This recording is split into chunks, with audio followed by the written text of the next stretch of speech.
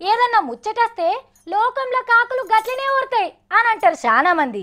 కానీ అదే ఎదుటోళ్ళ ముచ్చట్ల అదే కాకులం మనమే అవుతామన్న సంగతే మర్చిపోతాం మనం. ఓ అదినే అగజూడు ఇంట్లన్నీ అప్పులే ఉన్నాయి వాళ్ళకు. అయినా కానీ సోకలకేం తక్కువ లేదు. ఫ్రిడ్జ్ కొనుక్కుంటుండు ఫ్రిడ్జి. ఆగో ఓ అక్క కానీ చూసినావా, ఆయనకు నెలకు ₹1,00,000 జీతమే. అయినా కానీ పెండ్లాన్ని నౌకరుకు తోలుతున్నాడు. అవ్వా ఓ అక్క గదిని చూడే, దాని బతికే నయమున్నది మంచిగా. దినం కట్టిన చీర కట్టకుండా కడుతుంది అని అరుగు మీద కూర్చొని ముచ్చట్లు పెట్టేటోళ్లకు ఏం తక్కువ లేదు. గసుంటోళ్ళ మాటలు పట్టించుకోకుండా మన పని మనం ఎట్లా చేయాలో గీ బొమ్మే మొత్తం చెప్తున్నది. కావాలంటే చూడండి. ఇగో నేను మొన్న మా దోస్తు గాని సెల్ ఫోన్లో ఒక ఫోటో చూసిన.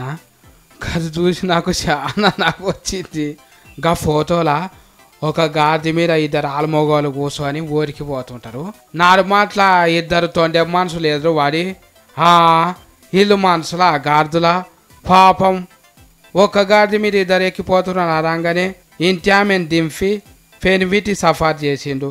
ఆగో పెండ్లమేమో నడుచుకుంటూ పోతుంటే మొగాడు మహారాజుగా కూర్చొని పెండ్లాం నడిపిస్తున్నాడు అంట అని సిగ్గుచరం లేని మనిషి కాకపోతే అనగానే మొగాయన దిగి పెండ్లామును కూసిన పెట్టి నడుచుకుంటూ పోతున్నాడు.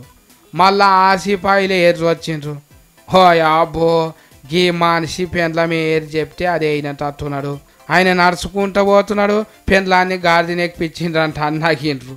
ఇదెక్కడి కర్మరా దేవుడా అంట అని 2 మొగలు దిగి గాడిది పక్క పొంటి నడుచుకుంటూ పోతుంటే మళ్ళా దూతలు ఎదురైనట్టే ఎదురైండ్రు. మళ్ళీ ఏమన్నారో ఎరకనా, వీళ్ళేం మనసులో గాడి మీద ఎక్కి సఫారీ చేసుడు కూడా చేత కాదు వీళ్ళకు అంటానన్నారు. ఇగో దునియాలో గిట్లనే ఉంటుంది. ఎవ్వరు ఏది చేసినా కూడా పేరాలు పెడతారు కానీ గిసొంటి ఫోటోలు చూసి అందరూ లైకులు కొడతారు. కానీ గిట్లా అనకుండా ఉండేటోళ్ళు ఎంతమంది? మళ్ళీ పబ్లిక్ అంటే మనమే కదా, గిట్లెందుకు చేయాలి?